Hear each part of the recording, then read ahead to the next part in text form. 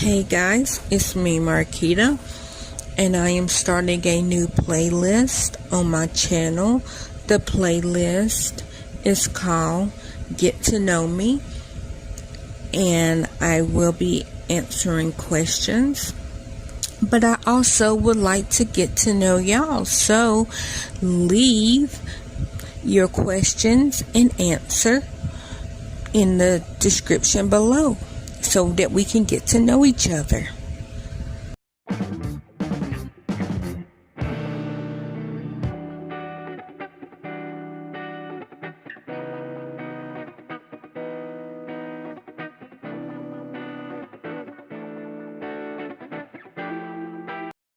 Hey everybody, it's me Marquita, and today's question is, what motivates me to work hard? And I think the other one is about my career. Well, seeing that my career is being a mom, and what motivates me to work hard is my kids. Both of the answers are my kids. I have said multiple times, I wake up for my kids. Like, I am obsessed with being their mom. I am obsessed with trying to give them the best childhood that I can. It's nothing that they could do that will make me stop believing in them. Like, I know plenty of times, and if y'all listen to my videos, you hear me talking to them in the middle of videos, because they come before me. If I fix me food and I know that, okay, last time that we had a meal together was at this time, I always ask them, are you hungry? And if they go no, I'm like, okay, well, I fixed this and y'all can have this, if you want it. And I would literally give them, that's why when I do, like, sometimes, like, if they come and say that they're hungry, and if I'm eating something, I will give it to them, even if I want it. But they also do that to me, because I want us to have a relationship. I want us to have the type of relationship that even if they know that they're going to get in trouble, I want them to know that they can come and tell me anything and everything. Even if I don't agree with it, I want them to be able to come in and talk to me. I have said plenty of times that my mama thinks, because of the type of relationship that me and my girls have, that they're talking back. And I'm like, they're not talking back. I ask them a question and they're answering the question. They don't answer it very rudely. Even when they get in trouble, they don't argue back with me, because I'm not arguing with them. I let them explain. Like, I ask them a question. Why did you do X, Y, and Z? And instead of me being my mom, instead of me asking them, why'd you do this, and then them trying to explain to me, and then me immediately whoop them, okay, you don't even know why I did it. And I want them to be able to have a conversation with me.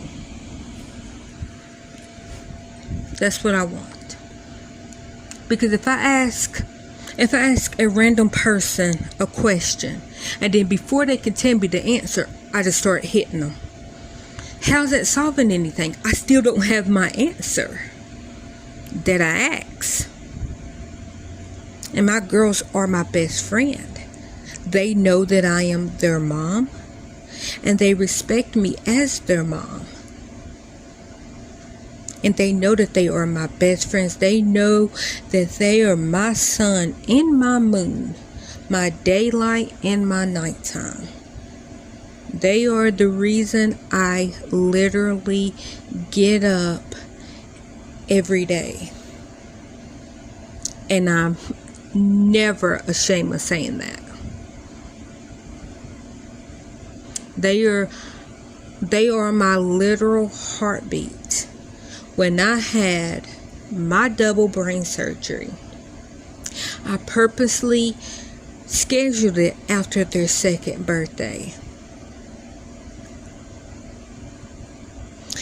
Before I went back to have my surgery, I remember saying, if I don't remember anything, and this is what I asked God, I was like, God, if I die, just please watch over my kids. If I have any complications during this surgery, please don't let me forget them. Let me forget everything in the world except them. And before I went to sleep, like I'm getting a little teary-eyed, but before I went to sleep, I said, your kids is Hannah and Savannah. As I was literally going under, I was saying that your kids is Hannah and Savannah. When I woke up the first time in recovery, the nurse was waking me up to tell me that the first surgery didn't work, and I will be having surgery at 8 o'clock that night. I do remember that. And as I was laying there, look, first what caught my eye was it was a guy that, bless him, and I hope that he is doing well. And I'm not laughing at him. I'm laughing because of what popped in my head. So I'm laying basically kind of on my side because they don't want me to lay. They didn't want me to lay directly on my back, like on the back of my head, because they didn't want me to crinkle the tube that runs from my brain, like down this right side of my neck into my stomach, because that was connected. It's just the machine, the shunt was not connected because they couldn't get it working, but it was in my head. It just wasn't on and working. And so they had me laying on my side. And so when I was laying on my side, when I opened my eyes and she told me that, of course she walks away, and then I'm sitting here looking at this man. And even if I wasn't looking at him, I would have heard him, because he was screaming, I need pain medicine. I'm in pain. I just had surgery. I'm on Suboxone. And I was laughing, not at that man's pain, because I know that he was in pain. Because I know Suboxone and Subutex. I know that blocks the high part of the pain medicine. So yes, you take that, you're not getting high off of the medicine, like you're not getting the effects, but it is in your system, so it's not killing any pain. And I remember just looking at him, and I remember saying, I'm gonna have to remember that so I could tell Jennifer that. And then my nurse came by and asked me, well, are you in pain? And at that point in time, my neck hurted. But of course, I knew that my neck, like I knew why my neck hurted. Because how the tube is like I said, it's in my brain. The machine is like connected to my brain. And then there's like a tube that goes from that machine. And then in order to get that tube from my brain to my stomach, they had to go behind the muscle. So my neck was hurting, and that's why I always say I can't bend over because my head is too heavy for my neck, because where they had to pull, like separate my muscle from, like, you know, they had to basically make a small narrow canal, I guess it's what, I mean, you could call it that, from my head, and then on the right side, and then once it gets kind of to the front of my breastbone, then it goes behind the muscle down into my stomach, so that the water would drain from my head into my stomach. My body will absorb it, and I will pee it out. That's how my VP shunt works, or it's supposed to work. I'm not even going to go into complications. But with me telling you all that, it's like, yes, my neck hurt because, like I said, I had the tube in. So they did everything. It's just the shunt was not on. That's why they had to go back in at 8 o'clock that night to try to get the machine to start working, so that it could start pumping the excess water off of my brain into my stomach so I can pee it out. I can't tell that it works, but that's not this type of video. So the nurse then said, okay, I'm going to give you some pain medicine. And the way that man looked at me as that medicine was going in my IV, if he, and I know, and this is just me assuming, and I know if you assume, you're an ass, and I am an ass. I know that if he knew that he could hurry up and run over and have my IV in his arm so that he could get that shot, the look on his eyes, that's what he was thinking. Like, boy, if I could get up fast enough to go over and get that, I would. And the reason why I feel bad for the poor man, and I really do. Like, I'm not laughing because the man was in pain. I did chuckle, not in recovery, but I chuckle afterwards, because he just kept saying, I'm on Suboxone and I'm in pain. And I know that he was in pain because where he had an infection in his jaw, he had to get a piece of his jaw cut out. That's the surgery that he had. And so, yeah, I do believe that he was in pain,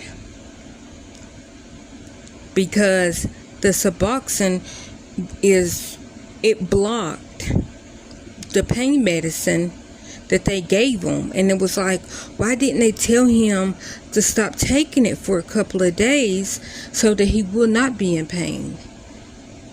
But I felt bad for the man. I really did. So before I went back to sleep, like after she gave me the morphine,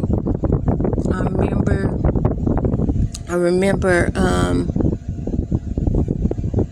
before I went to sleep, I was like, your kids are Hannah and Savannah, as I was going back to sleep.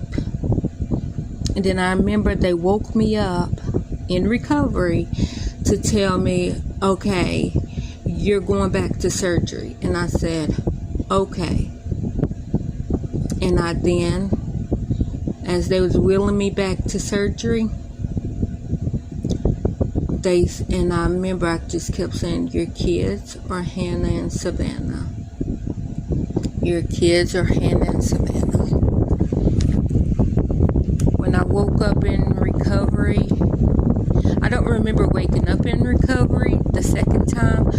I just remember me getting off the elevator. And when I got off the elevator, when they wheeled me off the elevator, I remember I opened my eyes and the first people that I seen was my brother, Coda, and my daddy. And I said, hi, Daddy, because I didn't think he was going to come, because he's like, nope, that's a long way to drive, I'm not coming. And the only reason why he came is because Gary called him and cussed him out and said, this is your only daughter. She doesn't ask you for anything, and I never have, and I never will. And all she wanted you to do was come to the hospital because she had brain surgery today. And that's all she wanted. And now she has to go back and have a second brain surgery. And Gary said if anything happens to her, don't ever contact us. And he came. And that's all I wanted. I wanted my mama there and I wanted my daddy there. Because I didn't know what was going to happen. My mama was not there. I seen my mama, and I seen her June, and then I seen her again in September. I seen my daddy, and the whole time that he was there, he only stayed for like 5 minutes. And the only reason why they left was because my little brother was hungry. And the nurses wouldn't give him any food. So they left. Anyhow, I think, see, how old would he have been? 11? Because,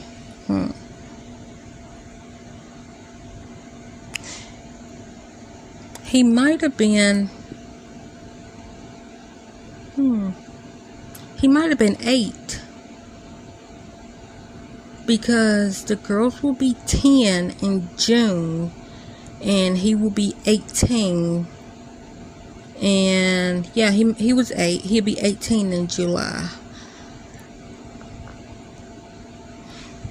Yes, me and my little brother were 22 years apart. We're my dad's only kids. But yep, he'll be 18 in July. The girls will be 10 in June. But I remember waking up and I remember saying, your kids is Hannah and Savannah. Your kids is Hannah and Savannah. And what nobody knew, I had no idea who I was. Like if you would have asked me, well, what's your name? All that I would have been able to say was, your kids is Hannah and Savannah. Like I knew that I wasn't Hannah or Savannah. And I knew who my daddy was. And I knew who my brother was. But like if they would have asked me what their names was, I couldn't tell you. So I don't want people to be like, oh my gosh, you didn't know anybody. No, like I knew who Gary was. I just didn't know his name. I knew who my daddy was. I know who my brother was. I knew who, my brother's mom was. I just didn't know their name at that time. All that I knew is your kid's name is Hannah and Savannah. And that was, that was like, and it could have been just anesthesia because, I did have 2 major surgeries that day. But I also think that I had a stroke because I remember saying, I can't feel the left side of my body. The whole left side of my body. From my face down to my toes. I couldn't feel it. I told the neurosurgeon the next day, and as he was signing the discharge papers, he told me it's nothing that I did. And then walked out.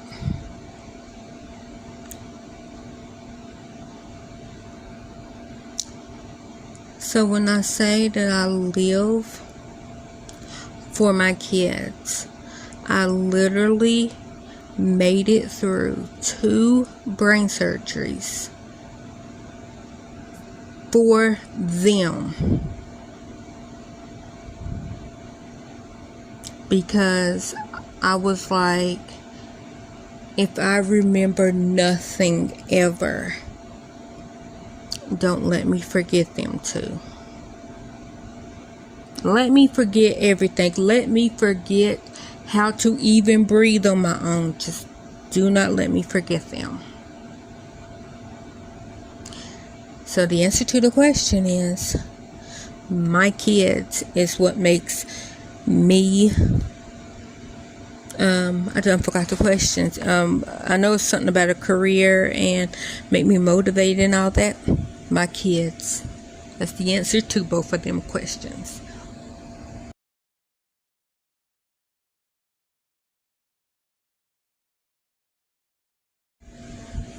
Guys, I had this whole conversation and didn't even push play. The next question is, biggest frustration about your job and biggest accomplishment. I'll shorten it because I done had a whole conversation and didn't even push record. My biggest frustration is with the girls wanting to watch Piper Raquel. I know she's in the news. I'm not jumping on the bandwagon. They don't understand when I tell them no, that they cannot watch that show. And it's only because when they were younger, they used to watch Bad Babies. And then they would start acting like bad babies. And I would tell them, no, we don't act like bad babies.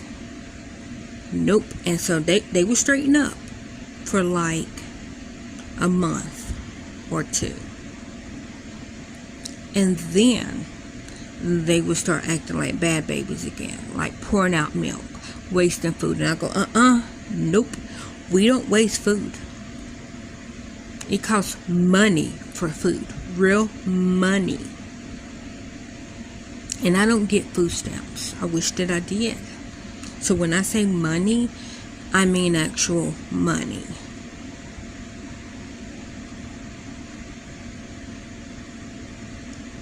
So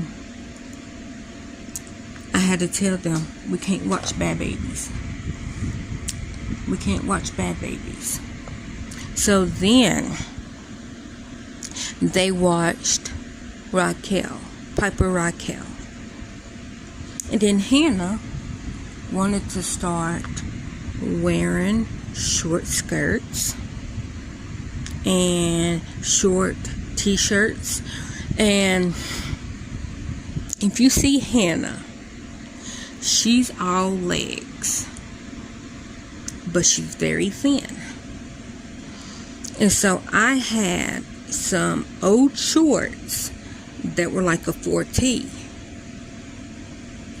and she wanted to start wearing them. Well, at that time, she was in a 6T or a 6X. So,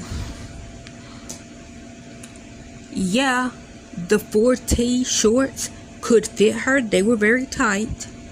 But her legs are a 6X. Like right now, her legs are a size, like the length of a 7, 8, maybe even closer to a 9. But her waist is a 6X because she's growing. She's height weight proportionate. But she's just like, it's like anytime she had a growth spurt, she's not gaining weight. Like, she's gaining weight, but because she's growing taller more than out, she's just like, but she's, one of her sisters is also built like that. All legs, super thin. Literally. That baby man will be 20 in July. And she, like, realistically is all muscle and probably is a size 0 to a size 1. And it's not because she's like, I don't eat. It's just like, one, her metabolism is extra fast, but she has always been very, very tall. Like, she's pretty tall, and I think Hannah is not going to be too tall, but I think she's going to have the same problem as that baby man. And then Savannah is built like the other baby man, which the other baby man, she's not fat by any means. She has a short middle, or she has actually, so waist down, she has like short chunky legs. But it's not like she's fat, because she's not like Savannah is. Actually, they're mad because she's growing taller. She's gaining weight. It's just she's height weight proportionate to herself. She has always been height weight proportionate to herself. Hannah is height weight proportionate to herself. And what that means is, they are on their own scale. They have never been on the scale, on the chart, since they were born. They have always been below the chart since birth. The argument that I had the day before they were born, the reason why I call Hannah legs, because she tried to kick the needle when they were doing an amniotic centesis, because the doctor was like, nope, they're measuring 29. I said, she's 37 weeks and 3 days. That doctor looks at me, she goes, no, she's gonna have these babies August the 22nd. I said she would be way overdue, because her due date, based on her last period, is July the 15th. That doctor looked at me and said, according to how they measure, she's only 29 weeks pregnant. I said, she's not 29 weeks pregnant. She's 37 weeks and 3 days. And so then the doctor then looks at my sister and asks, okay, so when did she get pregnant? And my sister looks at me and go, did I get pregnant in October? I said, I bought the pregnancy test in November. And when I bought the pregnancy test, you were pregnant. They said, well, is it any way that you could have lost the baby and got re-pregnant? My sister looks at me and asks, well, could I? I don't know your life. Like, I don't know. Could you? I don't clock your miles. I don't know your personal life. I was like, well, all I know, based on that November and based on when you said that your last period was October or something, and I bought the test in November and you were pregnant, I'm going off of that date. So then the doctor looks at me like I'm gonna back down and says, fine, we'll do an amniotic centesis. I'm like, well, let's do it. My sister's like, whoa, wait, what? What is that? I said, oh, that's when they're gonna stick a needle in your stomach to get some of the umbilical fluid, amniotic fluid, to see how far the babies are. She goes, huh, you read books? I said, I wanted to be a midwife, so I read a little bit of books. And she didn't say nothing. She's like, fine, we'll do amniotic centesis. Literally the next day, and so that when they did, okay, so they went on the right side because they didn't know if the girls were in one sack or if they were in two different sacks, because Hannah was on the right side. She was everywhere though, and Savannah was on the left side, almost up under the rib, like literally in a little tiny ball on the left side. Hannah was everywhere. She was like literally the whole belly because she was stretched out. And then what they did was they were like, okay, well, we're just gonna go on this side. So they went in and they did the ultrasound just to make sure that the baby's head or anything went right there.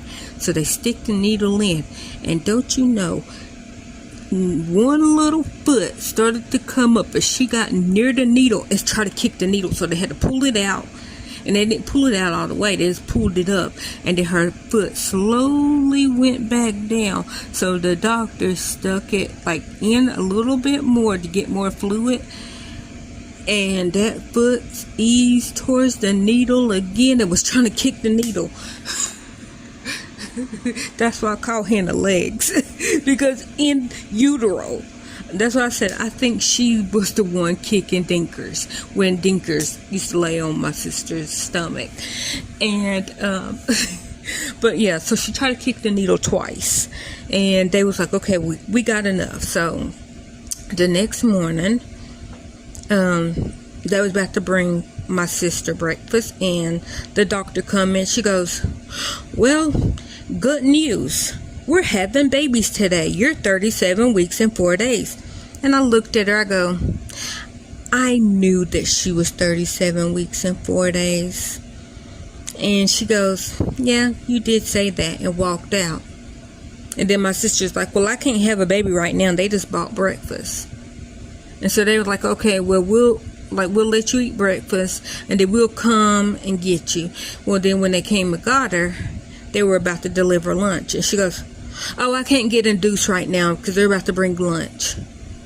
But because it was busy, they were like, okay. Because they said that June the 28th, 2013, at UT Hospital, that there was only, I think, 2 boys born on that day.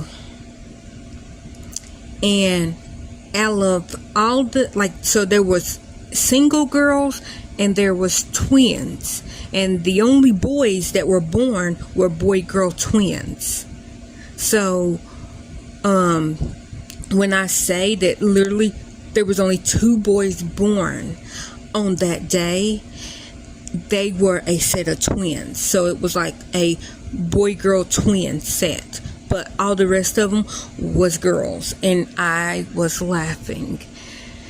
I was like, well, I guess it's a girl day, because they were just like, wow, another set of girls, because they delivered like a couple of set of twins, like I think my girls was like the 3rd set of girl twins, and then then there was like 2 sets of the boy-girl twins, because there was only 2 boys born that day.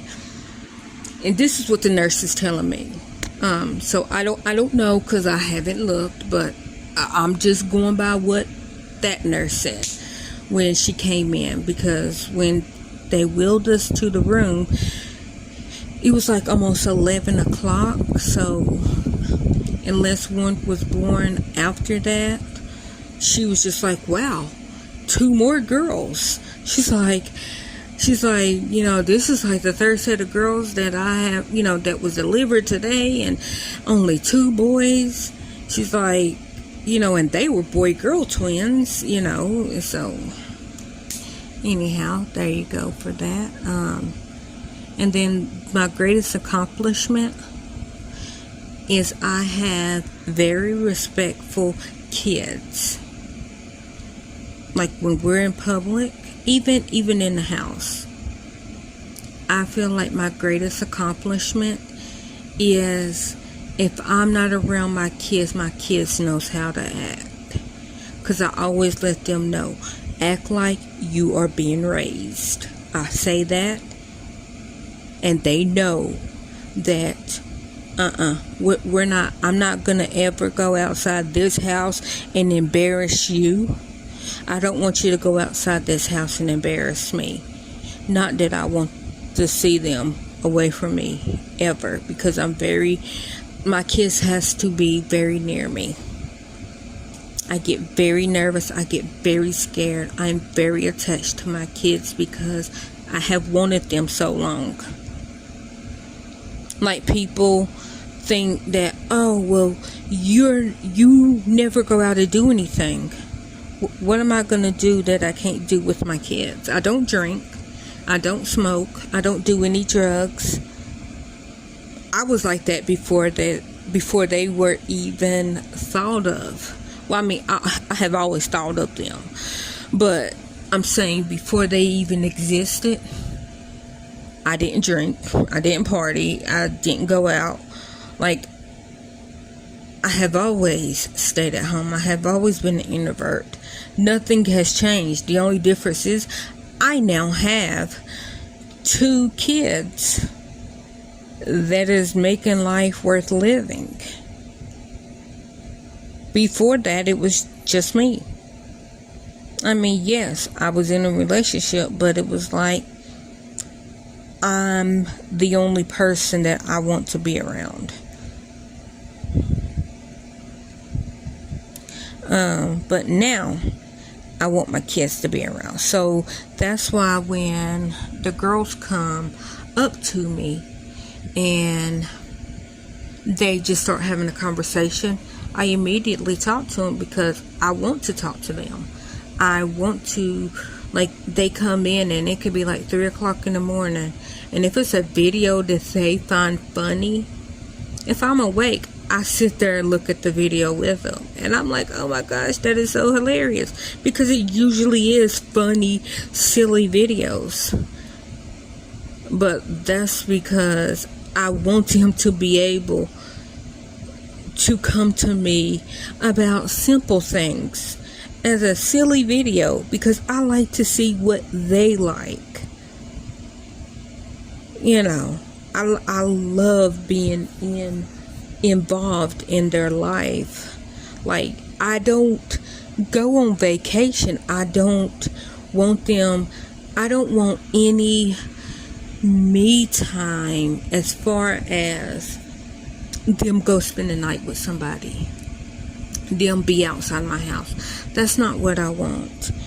I don't want them away from me more than an hour. Like right now, they're not around me, but they're, you know, watching their tablet. But I know that they're in the house, so I'm okay with them not being around me. But if they're not in this house, I cannot focus on anything except where they at and are they okay. And that's even with Gary. And it's not that I don't trust Gary, it's just Gary is not me. And I know that me feeling like that has made a couple of people mad, and I always let the people know, and I try to say it. It's not that I want them, that I don't want them with you, because I have it doesn't matter who anyone is. If it's not me, I'm not okay. When they used to go to the store with Gary, I was a nervous wreck. And I have been with Gary for 15 years. The girls are about to be 10. He has been here before that they were born, and their whole lives. So I do not think that he would do anything to them. I know that he loves them as much as I love them. But he is not me. And if they're not with me, I'm not okay. My mama, my sister, they gave birth to them, think that I don't trust them. And I told both of them, it's not that I don't trust you, it's that you are not me. And my sister's like, I gave birth to them. Yes, you did, and thank you. And they know that. I have never kept it from them.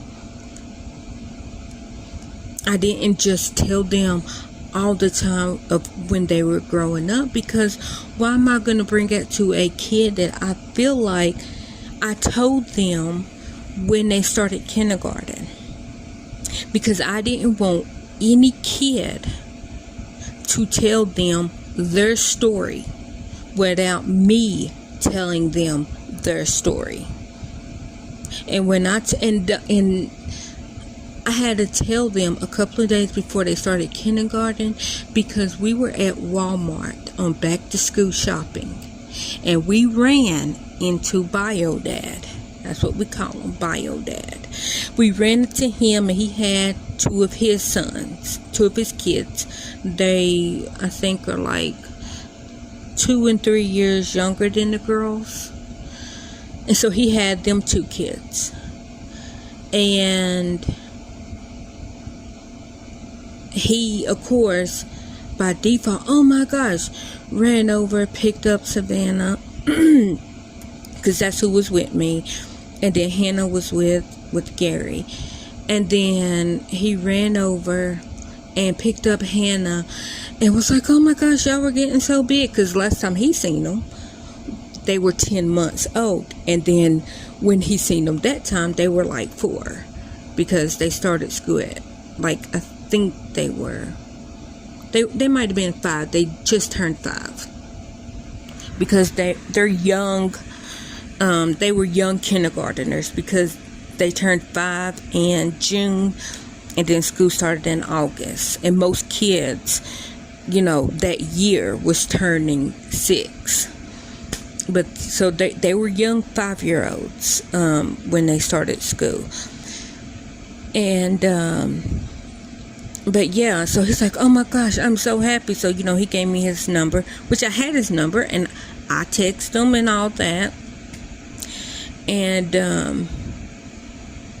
And like we finished getting school shopping done, and then the girls asked, well, who was that? And when we got home, I was like, okay, it's time. Because they didn't understand why this man that they never seen, which they have seen him twice before that time, but they were babies. They were literally under 1 year old. The first time was 10 months. The second time, they were 13 months. Literally. That's how old they was when he very first met them. And we were at court both times.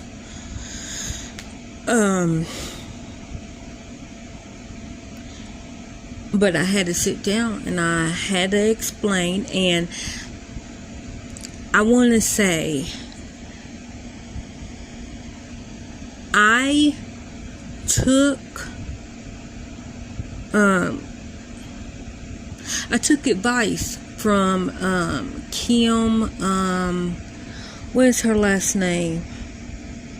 The comedian. Oh, I forgot her last name. It's Kim something. Kim Waters. Waters? Kim Whitney. Kim Whitney. When she told her son. And she sat down and she told him like a little story. And her reason for telling her son is, she's like, he's about to start school. And I want him to hear his story from me and not from nobody else. And so I knew that I was going to tell them. I just didn't know how and when. And then when I seen that episode of Raising Whitney, I was like, that's how I'm going to do it. And that's how I did it. I told them that, I said Mr., and I said his last name. He is your biological dad. And then I said an aunt, my sister, and she's your biological mom.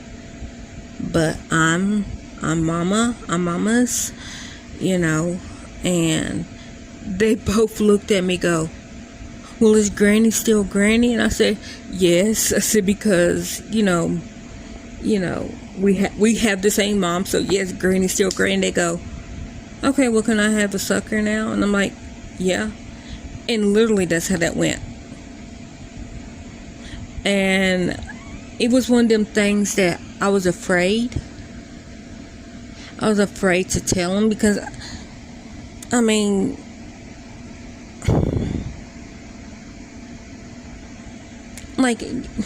it's hard.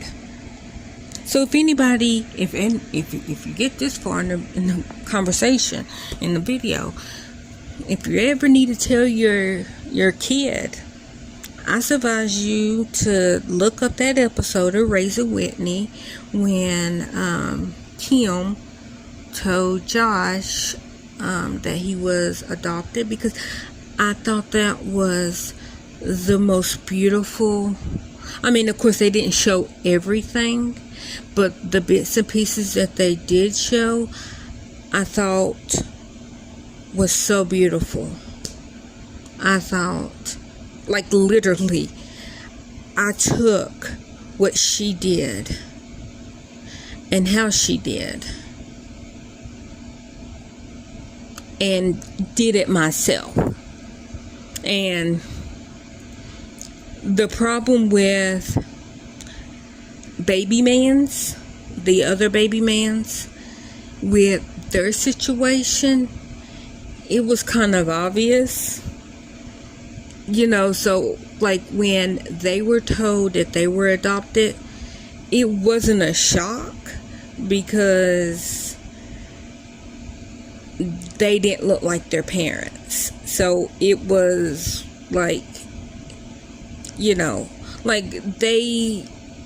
I don't know if they told them, okay, well, y'all are siblings, but which they are. The other 4 are siblings, but it's okay. And then I never kept them away from the girls. They have welcomed me into their family. I love all of them. Like I said, I have 30 to 40 baby mans that I personally love. Some I am way closer to than others, but I don't love any of them any less. I am a great aunt. Not great I am the best. I'm talking about my baby mans have kids. And I am excited because I am waiting for me to be Nana. I want to be either Nana or Kita. I want them to either call me Nana or Keita, which I'm kind of leaning towards Keita, because I just think that it's funny. Because Savannah used to call me Keita all the time, and I just thought it was hilarious, but that's because Savannah used to call everybody Vanna, and I had to tell her, no, you're Vanna. Hannah, that's Hannah. Hannah has her own name. You have your own name. Your name is Savannah. And I was like, Daddy's name's not Vanna. Daddy's name is Gary. My name is Keita. And so she would call me Vanna, and I go, nope, I am Keita, or Mama's. And she would, Keita, and I go, yes. And so sometimes she did call me Keita, which if they called me Keita right now, I think that's funny. So I can't wait to either be Nana or Keita. That's my two names that I want to be. And I have a little son, or I have little son. He's not my little son, even though I love him like he is, even though we're not that far apart in age. But I am waiting for little son to have babies, and he knows that I can't wait for him to have kids, and I hope that he has a kid, because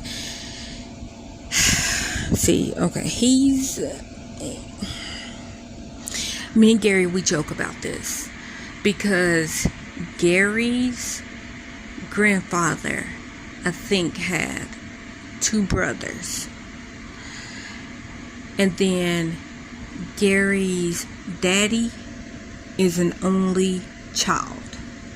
Gary had a brother that died, but Gary is an only child of an only child that had little son that's an only child. So if little son don't have any kids, then little son's mom and little son and Gary, I was saying little son's dad, that's Gary. So Gary and little son's mom, their generation stops at them.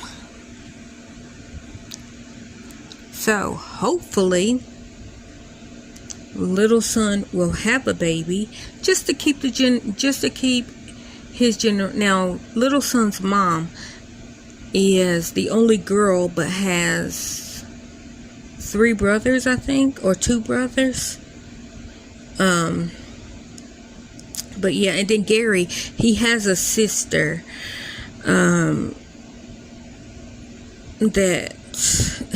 Gary has a sister.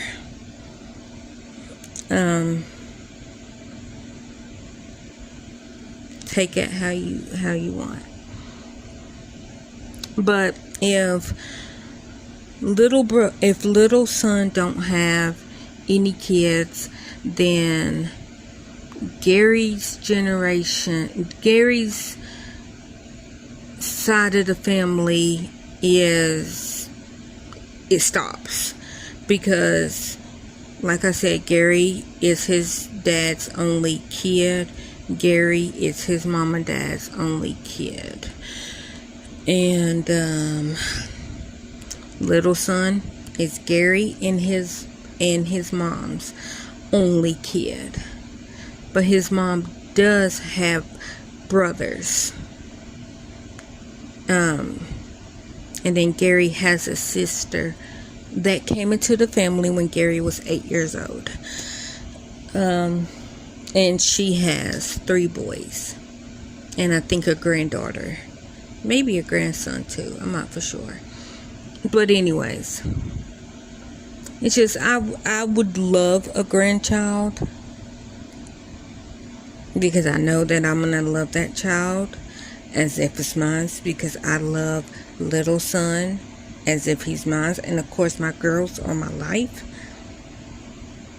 This is a long video, and I am so sorry. I could talk about my kids for hours because I love them so much.